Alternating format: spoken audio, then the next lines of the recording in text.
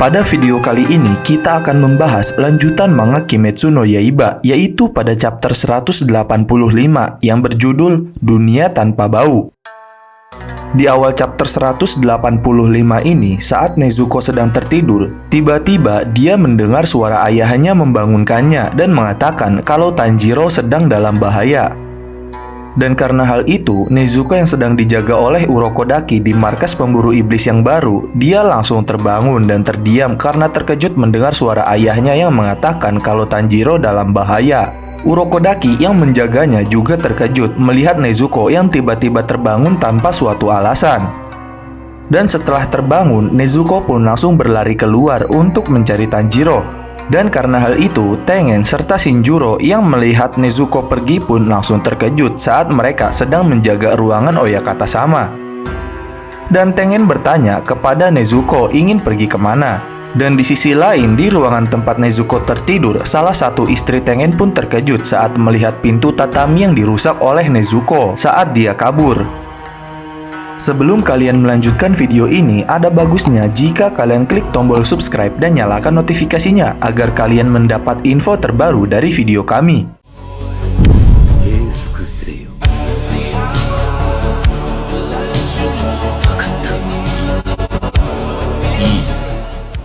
Setelah itu, saat Tengen dan Shinjuro melihat Nezuko yang berlari keluar, Shinjuro pun langsung melaporkan hal tersebut kepada Oyakata sama atau Kiriya, bahwa gadis iblis atau Nezuko telah melarikan diri dan bertanya untuk perintah apa yang harus dilakukan untuk mengurus hal tersebut. Dan Kiriya yang mendengar kabar itu langsung terkejut dan dengan panik bertanya-tanya pada dirinya apa yang harus dilakukan dirinya. Dan juga Kiriya merasa kalau dirinya itu tidak tahu apakah Nezuko sedang dimanipulasi oleh Muzan atau tidak. Dan dia pun kemudian meyakinkan dirinya kalau hal itu tidak mungkin. Lalu Kiriya pun bertanya kembali kepada dirinya, apakah obat yang telah diberikan kepada Nezuko telah berhasil mengubahnya menjadi manusia. Namun, dengan ketidakyakinannya, Kiriya merasa kalau hal itu juga tidak mungkin bagi Nezuko. Karena jika Nezuko sudah berubah menjadi manusia, maka sudah pasti Urokodaki bisa menangkapnya. Dan karena hal itu, Kiriya pun memutuskan kalau mereka harus menangkapnya. Akan tetapi, saat dirinya akan memberikan perintah itu untuk menangkap Nezuko, tiba-tiba Kiriya pun merasakan bayangan ayahnya Kagaya Ubuyashiki yang memegang pundaknya sambil mengatakan untuk menyuruh Kiriya membiarkan Nezuko, karena Nezuko akan baik-baik saja. Setelah mendengar dan merasakan hal tersebut, Kiriya pun langsung terdiam. Dan saat adiknya Kiriya bertanya siapa yang harus mengejar Nezuko, Kiriya pun kemudian menyuruh mereka semua untuk tidak perlu mengejarnya, sehingga perintah tersebut membuat adiknya terkejut. Lalu adiknya Kiriya pun bertanya lagi bahwa jika Nezuko ditangkap oleh Muzan, maka para pemburu iblis tidak ada harapan lagi. Mendengar hal itu, Kiriya membenarkan perkataan adiknya. Akan tetapi, sambil mengeluarkan air mata, Kiriya mengatakan kalau dia merasa jika ayahnya Kagaya Ubuyashiki menyuruhnya untuk membiarkan Nezuko. Kemudian, di sisi lain, Nezuko yang terus berlari semakin kencang pun sudah mulai sulit dikejar oleh Urokodaki. Di sini, Urokodaki merasa kalau dirinya tidak bisa menyusulnya karena Nezuko semakin cepat.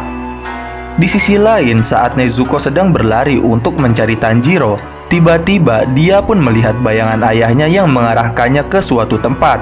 Dan kemudian Nezuko pun berlari ke arah tersebut dan langsung melompat dari tebing. Sehingga Urokodaki yang mengejarnya pun harus berhenti karena tebingnya yang sangat tinggi. Dan saat melihat Nezuko melompat, Urokodaki pun di sini terheran akan Nezuko yang melompat dari tempat setinggi ini, bertanya-tanya apakah obat yang mengubahnya menjadi manusia tidak berfungsi. Dan setelah itu, Nezuko pun terus berlari melewati hutan untuk mencari Tanjiro. Lalu di pusat kota di tempat pertarungan, masih pada malam hari 1,5 jam kurang sebelum matahari terbit, di sini Tanjiro yang sudah tidak sadarkan diri, gumpalan daging yang berada pada mata kanannya saat ini sudah menutupi setengah wajahnya. Dan di sisi lain, masih dalam area pertempuran, ketiga Hashira yaitu Giyu, Mitsuri, dan Obanai pun sedang berusaha bertarung melawan Muzan. Dan sambil bertarung, di sini Giyu merasa kalau dirinya secepatnya harus mencari pedang yang baru dari pengguna pernafasan air yang gugur di sisi lain, karena pedangnya saat ini sudah patah. Dan Obana yang sedang bertarung juga pun merasa kalau serangan Muzan terlalu cepat. Bahkan walau Muzan diserang oleh 3 Hashira pun, dirinya Obanai tetap tidak bisa mengendalikan teknik pernafasannya. Dan di sini diperlihatkan lagi Tanjiro yang sudah pingsan sambil mengeluarkan air matanya. Kemudian di pertarungan, saat bertarung melawan Muzan, tiba-tiba ketiga Hashira tersebut, yaitu Mitsuri, Giyu, dan Obanai, terkena serangan oleh tentakel atau cambuk Muzan dengan cepat. Dan setelah Muzan melukai ketiga Hashira tersebut, dia pun langsung mengeluarkan serangan cambuknya lagi dengan area yang luas melingkar. Akan tetapi, serangan tersebut berhasil dihindari oleh mereka semua. Lalu, masih sambil menyerang, Muzan pun merasa walau mereka para Hashira sudah terkena serangannya, tetapi mereka masih bisa bergerak. Dan Muzan pun menganggap kalau seseorang yang memiliki tanda pasti tidak akan mudah mati. Kemudian, saat Mitsuri menghindari serangan Muzan, dia pun merasa panik saat terkena serangan Muzan. Dan saat sedang berlari menghindari serangannya, tiba-tiba Mitsuri pun merasa sakit dari luka yang diberikan Muzan dan kemudian terjatuh. Dan saat Mitsuri terjatuh, Obanai yang sedang berusaha menghindari dan menangkis serangan Muzan pun langsung terkejut saat melihat Mitsuri yang tersungkur akibat serangan Muzan. Dan saat Mitsuri akan diserang Muzan lagi, dia pun yang juga melihat Obanai sedang berjuang menangkis serangan Muzan, berteriak kepadanya untuk memohon melindungi dirinya sendiri terlebih dahulu daripada menolongnya. Dan saat Mitsuri berusaha menghindari serangan Muzan, tiba-tiba cambuk Muzan yang menyerang Mitsuri pun hancur. Dan saat Muzan menyadarinya, ternyata yang menghancurkan cambuk tersebut adalah Nichirin bola berduri atau Gada. Dan saat para Hashira menyadarinya, ternyata itu adalah Gyomei yang baru saja datang dan melindungi Mitsuri. Lalu, Muzan yang melihat hal itu, dia pun tahu kalau Hashira tersebut adalah Gyomei yang telah mengalahkan Kokushibo. Dan kemudian, saat Muzan sedang lemah, tiba-tiba dari arah belakang, Sanemi pun dengan cepat langsung membelah Muzan menjadi 2.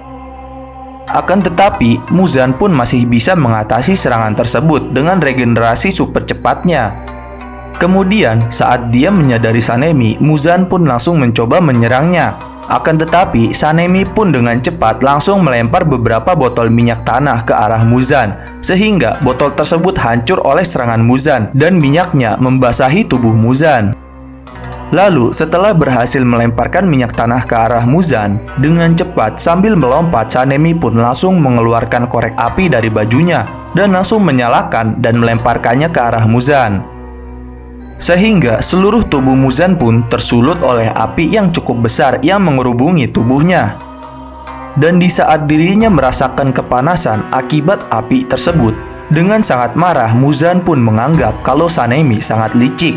Dan setelah mendengar hal itu, Sanemi pun menjawab perkataan Muzan bahwa cara yang seperti ini memang cocok diberikan untuk makhluk seperti Muzan. Dan dengan amarahnya sambil mencaci, Sanemi mengancam akan membunuhnya.